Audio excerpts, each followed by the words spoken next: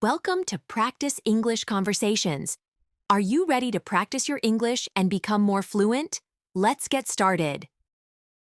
Hi, Owen. How are you today? Hi, Nina. I'm doing well, thank you. How about you?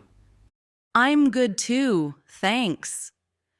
I was thinking about our recent discussion in class. We had a small conflict during our group work, and I thought it would be nice to talk about ways to solve problems like that. Yes, I remember. We had a disagreement about how to split the tasks for our project. It made me think about how important it is to listen and understand each other. Exactly. I believe that when conflicts happen, the first step is to listen carefully. We should let the other person explain their point of view without interrupting. I agree. I realize that sometimes I speak too quickly and do not listen enough. When I stop and really hear what someone says, I can understand their feelings better. That's true. For example, during our group work, I felt that you were upset about the task distribution. If I had listened more, I might have understood your concerns earlier. Thank you for saying that, Nina. I felt a bit frustrated because I thought my ideas were not considered. But later, I understood that everyone was busy and wanted to complete the work quickly. I see. In a conflict, it helps to show empathy. I try to put myself in the other person's shoes. I ask, "How do you feel?" or "What do you need?" This can calm the situation. Yes, empathy is very important. When I feel understood, I am more willing to listen and compromise. I remember one time in a different group, a friend said, "I feel ignored," and then we talked about it calmly. That's a good example. It shows that acknowledging feelings can lead to a solution. I think apologizing is also key. Even if you are not entirely wrong, a small apology can show that you care about the relationship. I agree. I apologized to our group when I realized I had not listened enough. It made everyone feel better, and we found a way to work together. Another useful method is to repeat back what the other person has said. This is called active listening. For example, you can say, "So, you feel that your ideas were not heard, is that right?" Yes, active listening is very helpful. It makes sure that both people understand each other. When I do that, I notice that the conflict often starts to ease. I also like to ask questions to clear up any misunderstandings. Sometimes a simple question like, "Can you explain more about your idea?" can help a lot. That's a good point. Questions can show that you are interested and want to work together. They also help to make the conversation more open. Do you remember when we worked on our project last week? I think we had a small conflict about who would do which part. I felt that my ideas were not fully considered. Yes, I remember that. I was also a bit upset because I thought we should divide the work equally. But after we talked, we listened to each other and found a compromise. Exactly. We decided to split the tasks based on our strengths, and it worked out very well. I learned that clear communication is very important in group work. I learned that too. I realized that conflict is natural, but if we stay calm and listen, we can resolve it. I also learned to express my feelings calmly rather than getting angry. Expressing feelings in a calm way is very important. I try to say, I feel hurt when, instead of blaming the other person. It makes the conversation less defensive. That is true. I sometimes say, I feel frustrated instead of, you are wrong. It makes the other person more willing to listen. And when both parties listen and speak kindly, it becomes easier to find a solution that works for everyone.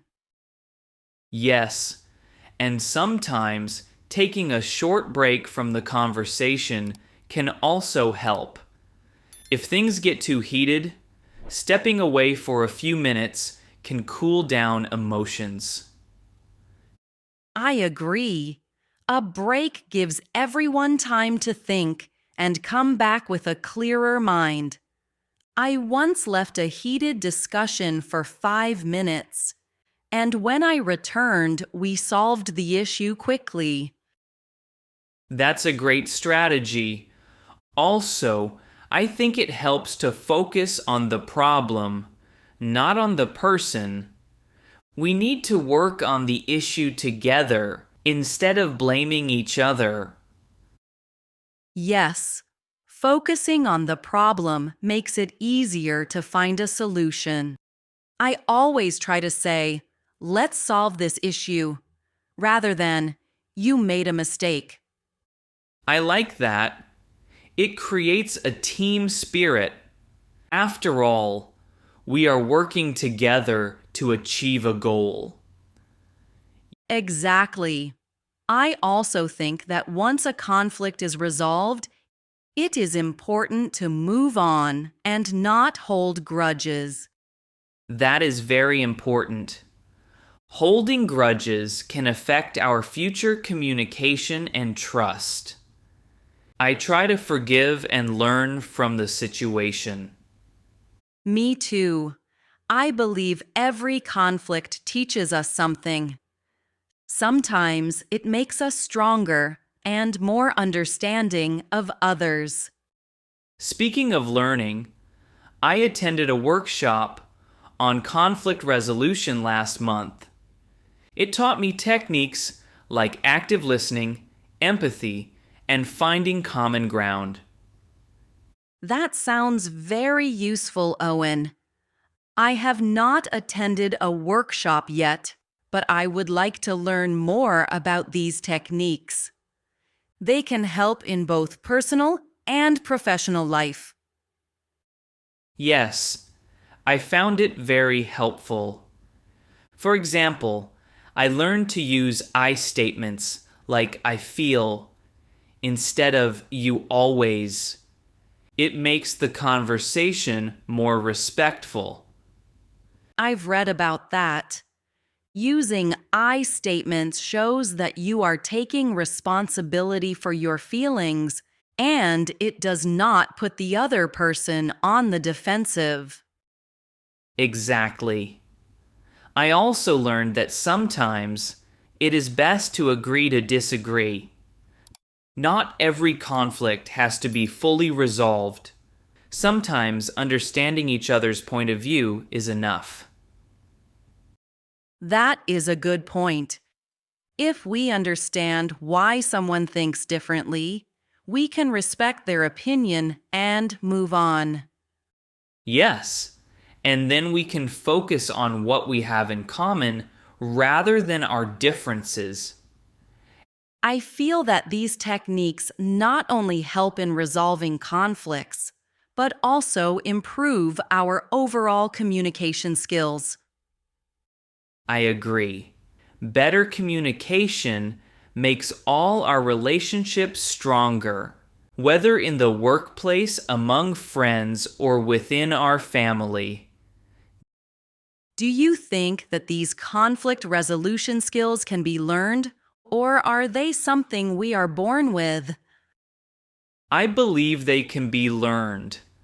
I wasn't very good at handling conflicts before, but with practice and learning, I have become much better. I feel the same. I used to get angry quickly, but now I try to listen first and speak slowly.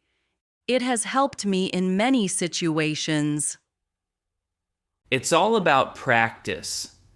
Every time we face a small conflict, it is a chance to use our new skills. And we can learn from each conversation. Sometimes I write down what happened and how I solved it so I can improve next time. That is a great idea, Nina. I might start a journal like that too. It can help me remember my progress and see what works best. Yes, a journal can be very helpful. It reminds you of the lessons you learned and how you grew from each experience. I also try to ask for feedback from the other person after we resolve a conflict. That way, I know if I communicated well or if I can improve. That is important. Asking for feedback shows that you care about the relationship and want to do better next time. I once asked a friend, "Did you feel heard during our discussion?" And she said, "Yes, I did." That made me feel very good about the way we handled our conflict.